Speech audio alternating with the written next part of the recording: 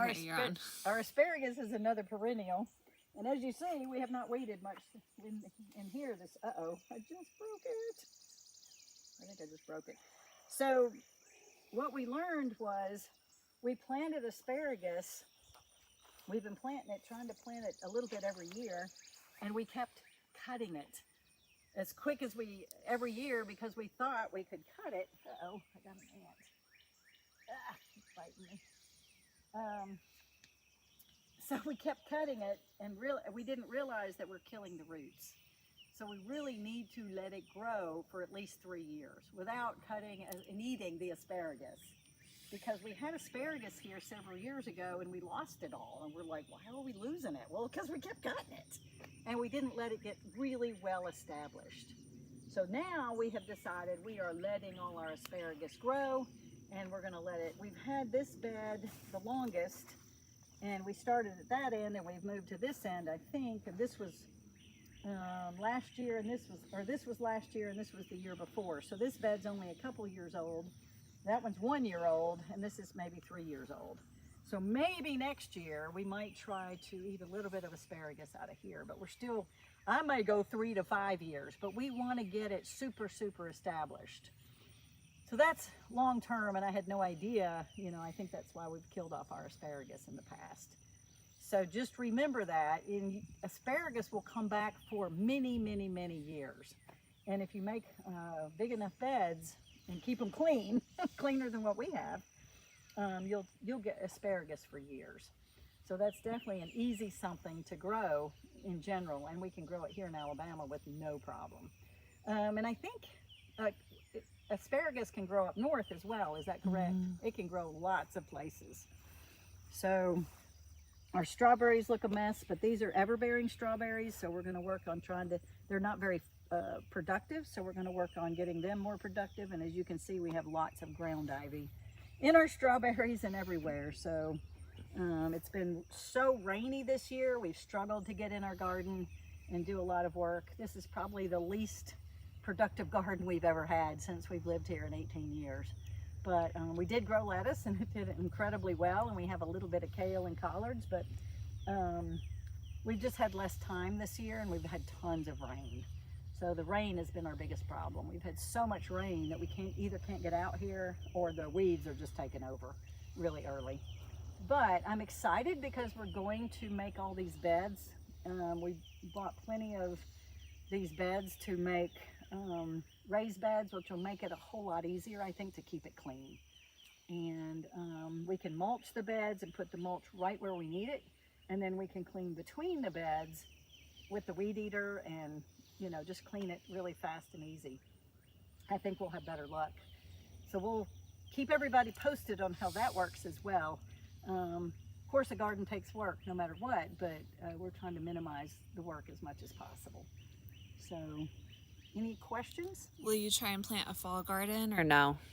Yes, we always, even if we don't eat it, which we typically do, here we have way better luck with fall gardens because there's less bugs, and we love greens, and so we do kale and collards and turnip greens and mustards and spinach and all of those things. So we almost always have some, of all those things in the garden every single winter, because it's super easy and they don't take as much work.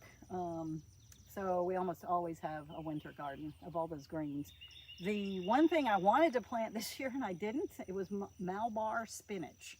It's a very hot, heat-loving spinach. It's an African plant, and it does very well here because of the heat and the humidity. And I was supposed to have planted it by now. I probably still could, because I think it said you could plant it in June. So maybe if I get some time this coming week, I can plant some of the Malabar spinach. So, and I have plenty of space to do that. So, and I think it's a vine. I think it grows up a vine. So I have all my pergola places here to plant. But Tim's been working on chairs, so we just haven't planted as much of a garden this year, and he helps me a lot in the garden. So, and I worked really hard this spring at the clinic. So this is the first year we really have not had. So perennial gardening is really helpful when, you can kind of let it go, and we will get these weeds out, but you know, when you don't have time and you have perennials, it's really helpful. So we still have mint, we still have lemon balm, and have we have several herbs that we've been growing. That oregano grows very well. It comes back year after year. So we're going to work on adding as many perennial herbs and gardening items as we can. Another perennial item that you can grow, this is a fig. This has been here for many, many years. My chickens typically are the ones who get the figs, but we've often gotten some figs, and I love them fresh. Oh my gosh, they're so good. But anyway, so this is definitely, now sometimes figs can be a little bit finicky, it depends. We had two here and one didn't make it. This came from a local person who'd been growing them for a long time. So if you can get them that are local to your area, they usually should do well. And they seem to like it next to a building. I don't know if it's protection. We do have figs across the road, and we'll go talk about that shortly in our hedgerow. And they're doing really well, which surprised me.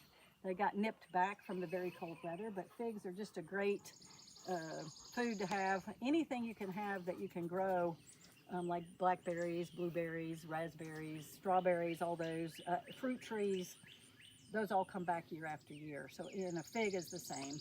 So any of those foods you can have for survival, you know, it's really good. Even one plant can give you a lot of figs.